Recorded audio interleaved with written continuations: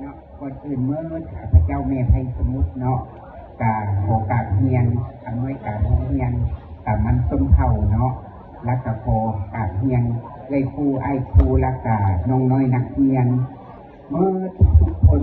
ที่ว่ามาห่วมในงานนี้ข้าพเจ้าเมธไทยสมุทรที่ว่า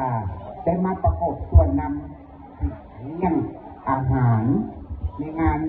ปีใหม่เนาะต่างหน้าให้ครอบครัวผู้เฒ่ากินมีเซอร์ที่ว่าเพิ่นได้ประกอบส่วนนำห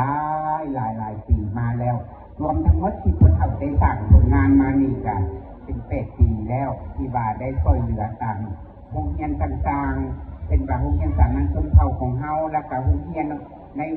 ขอบเขตเทศบาลแขวงขมวนเฮานี่แหละเนาะข้าพเจ้ากะบ่มีหยังที่ว่าไว้ใช้ให้พรให้แก่ผู้เฒ่ากินมีเซอร์พร้อมด้วยคณะครอบครัวพ่อเฒ่าพ่อแม่เฒ่าแพทเซอร์ครอบครัวท่าน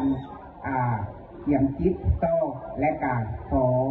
ขอบใจน้ำพระอาจารย์มีใจที่ว่าได้ประกอบส่วนนำในครั้งนี้เนาะข้าพเจ้าเมธไทยสมุทรที่ว่ารู้สึกซาบซึ้งปิติยินดีที่สุดที่ว่าปีใหม่ฟ้าใหม่เฮาเนาะขอให้ทุกท่านที่มาร่วมในงานมื้อนี้จงมีสุขภาพแข็งแรงเจริญรุ่งเรืองก้าวหน้าในหน้าที่การงานตลอดไปขอขอบใจ